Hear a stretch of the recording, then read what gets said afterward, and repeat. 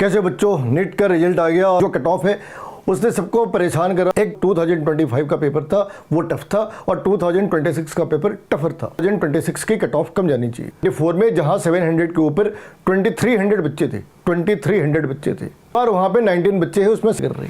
तो उसने क्या करा, उसने चैलेंज को स्वीकार किया। उसने ज़्यादा मुश्किल प्रॉब्लम बनाए, मैंने अपनी कंफर्ट जोन छोड़ दी। कंफर्ट जोन क्या, ज़्यादातर बच्चों की क्या आदत होती, एक नोट्स बनाई, फिर दूसरी नोट्स बनाई, फिर तीसरी नोट्स बनाई। उनके पास 8-10 टाइप के कलर पेन होते, 4-5 टाइप की बुकलेट होती।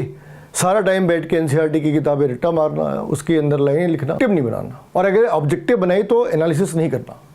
और आप जब तक इन आदतों से बाहर नहीं आते, जब तक कुछ नहीं हो सकता। और फिर तुम्हें ये लगता कि ये कोई 4 या 5 महीने का काम है। नीट की तैयारी अक्टूबर में स्टार्ट करी और सेलेक्ट हो गई। जिस लेवल का पेपर है उससे तुम्हें 8 से 10 महीने कम से कम तो चाहिए मांगते हैं। आप किसी एग्जाम की तैयारी कर रहे तो वो एग्जाम ही आपके लिए सब कुछ होता है, बाकी सारी चीज़ें सेकेंडरी होती है। इस सॉलिड को यहाँ तक पहुँचने के लिए इस क्राइसिस से पास होना होगा। आप यहाँ बैठ के सोचते रहे कि क्या कोई कंफर्टेबल वे है कि हम यहाँ से यहाँ पहुँच जाए, तो आज तक तो कुछ बना नहीं। और अगर आपको इस क्रेशर के नीचे आने से डर लगता है तो आप फिर इधर ही बैठे रहे, सड़ जाएंगे, एक दिन उसे उठा के बाहर फेंक दिया जाएगा। अब जिन्होंने ये डिसाइड करा कि वो इस गेम से बाहर जाना चाहते वो जा सकते हैं। अगर तुम्हें लगता है कि अगले साल तुम्हें फिर से तैयारी करनी है तो ये मैं सोचना कि दूसरे लोग क्या कहेंगे, तीसरे लोग क्या कहेंगे, तो वो क्या कहते क्या नहीं कहते मल्टीप्लाइड बाई 0।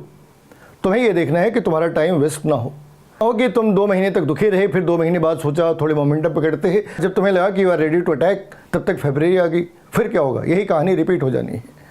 तो जो हुआ बहुत बुरा हुआ। अगर तुम्हारा सिलेक्शन नहीं हुआ तो बहुत बुरा हुआ, लेकिन क्या करें, तुम्हारे साथ बैठ के रोए क्या, उससे चीज़ें बदल जानी है, नहीं बदलनी।